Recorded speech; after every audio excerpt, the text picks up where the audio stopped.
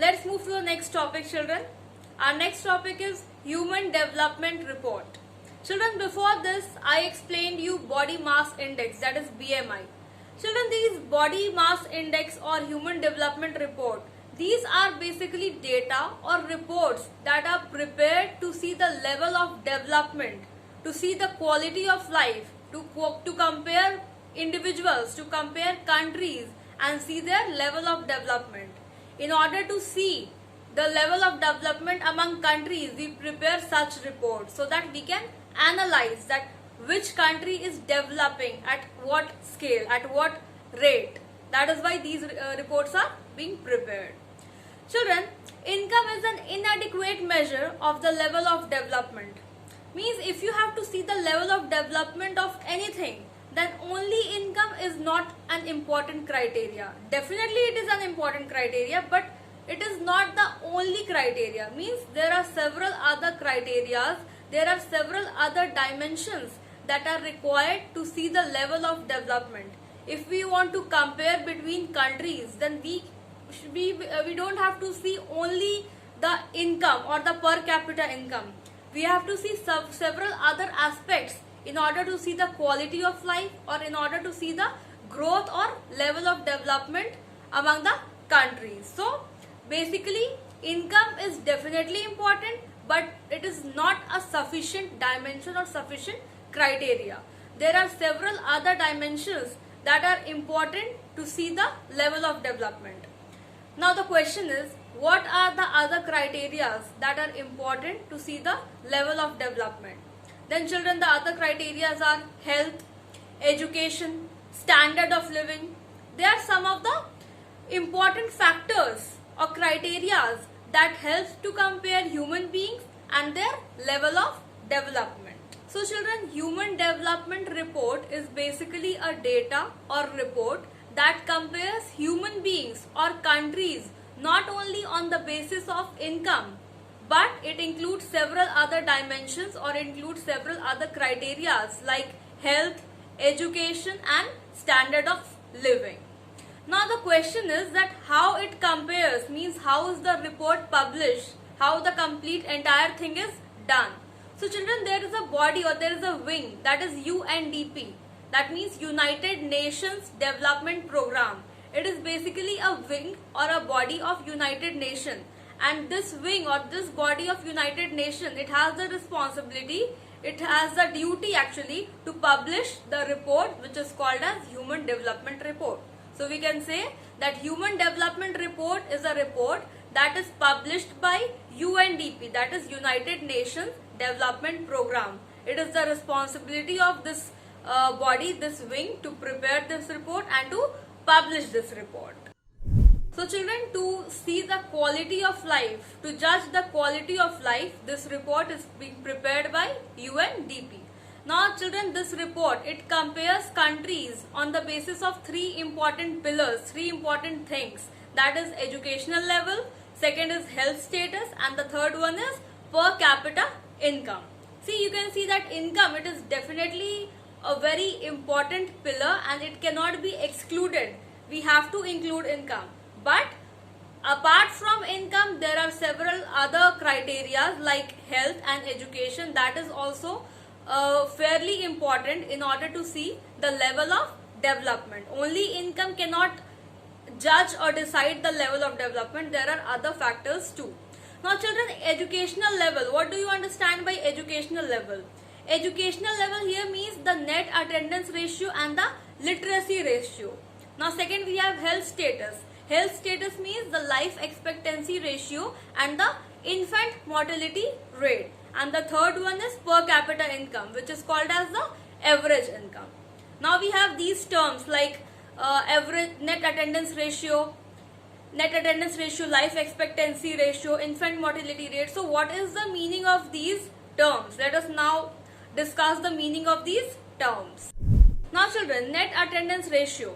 So net attendance ratio refers to the total number of children of the age group of 14 to 15 that attend school as a percentage of the total number of children in the same age group. Means the number of children between 14 to 15 age that are attending school. That refers to the net attendance ratio.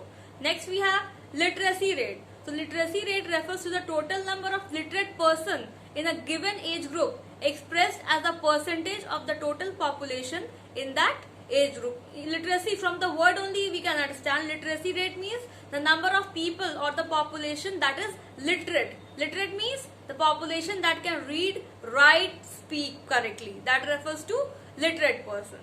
Next we have life expectancy ratio. Life expectancy ratio refers to the number of years a person is expected to live. Means whatever years a person is living or a person is expected to live, that refers to life expectancy ratio. And the last one is infant mortality rate. Infant mortality rate refers to the number of children dying before completion of 1 year among 1000 children born in that year. So the children that are dying before completion of 1 year, means before their birthday, the child is dying. That refers to infant mortality rate. And the next one is per capita income. Per capita income means the average income. So these are the indicators. These are the important indicators or pillars on which the level of development of a country depends. And these are the criterias on the basis of which the Human Development Report is prepared by UNDP. Now children, let us understand Human Development Index. What is this Human Development Index? Children, when we compare the countries on the basis of these three important pillars, then we prepare an index or a report. Index basically means a report, and a proper sequencing or ranking is done. Now what is this sequencing and ranking?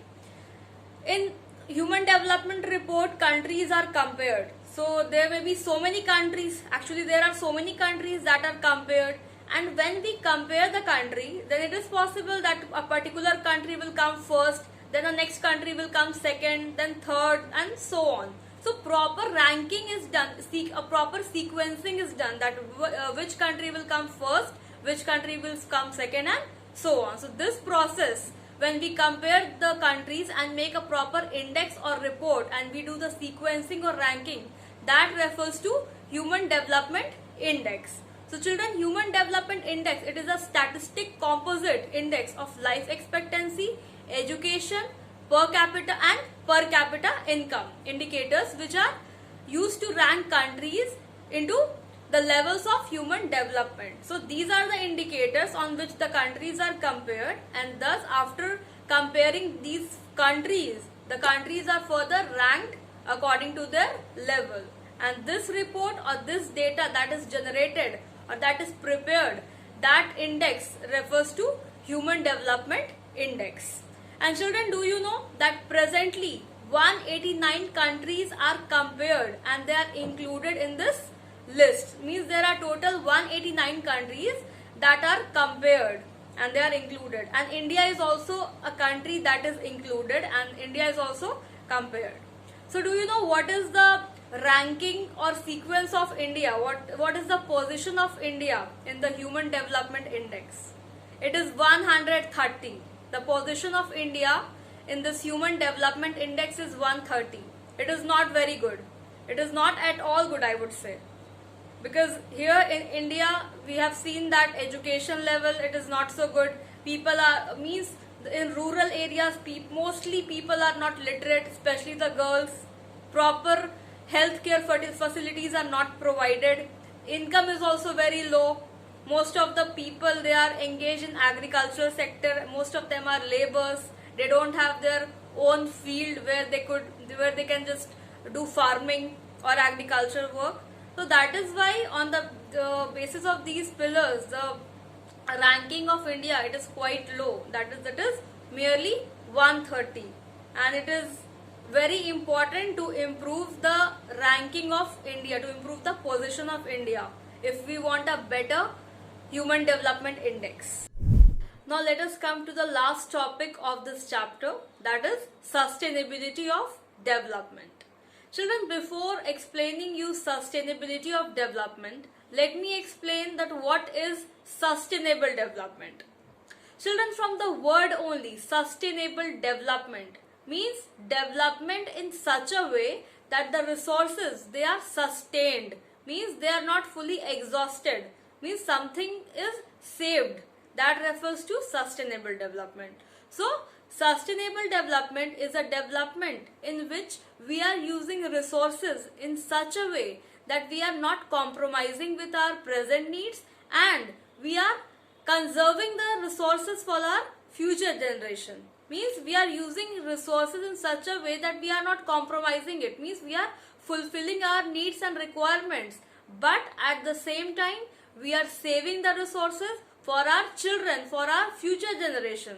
That refers to sustainable development, means a development in which the resources are not fully exhausted, they are not fully finished. We have to save the resources so that our future generation, they have sufficient resources so that they can also use those resources in a judicious way. So children, this means that fulfilling our present needs and conserving and saving the resources for our future generation. We have to use resources, definitely for development resources has to be used, but the resources has to be used in a judicious way, in a proper planned way, so that the resources, they are not wasted. We have to use it properly so that the other generation, the next generation, they can also use it properly. Example children, let us take the example of usage of water. Then how to conserve water? Children, you should use water according to your requirement or according to your need, and not just wasting water. For example, if you are brushing your teeth, that does not mean that you are opening the tap continuously and the water is just wasted. That is not sustainable development. You are not conserving the water, rather you are wasting it. And one more thing, sustainable development, that also does not mean that you are compromising with the present needs. So in order to save water, it does not mean that you are not drinking water. No, that is also wrong. You have to use water, but as per your requirement, as per your need, and then you have to save water so that the other generation can also use the same resources. So this is sustainable development, that to sustain the resources for future use. Now children, what is sustainability of development?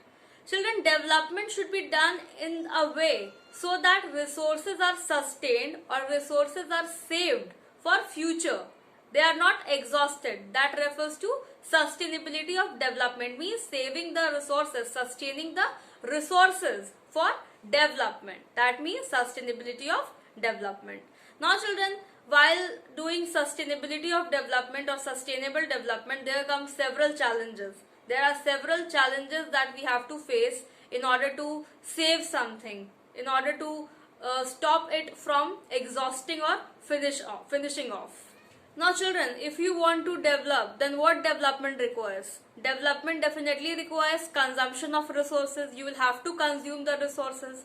For example, if you want to run an industry, then how it will work? Will it work automatically without electricity, without light? No, it requires electricity. For an industry to run, it definitely requires electricity. And from where you will get electricity? You will have to set up several thermal power plants. From there only you can get electricity. So that means that you will have to extract the resources.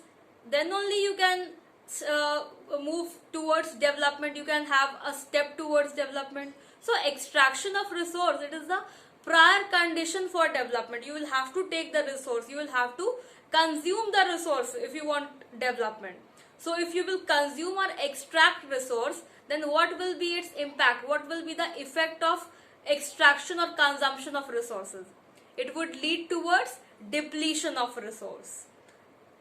Definitely it will lead towards the depletion. If you will extract resources, if you will take away the resources, then it will definitely lead towards the depletion of resources. So this is the biggest challenge, that one side you have to develop, and for development you need to consume resources, and if you consume resources, it will lead towards depletion of resources. So these things are irony, that of course you need resources, extraction is important, but at the same time depletion will also be done. So this is one of the main challenges for sustainable development or for development, in order to grow, in order to develop.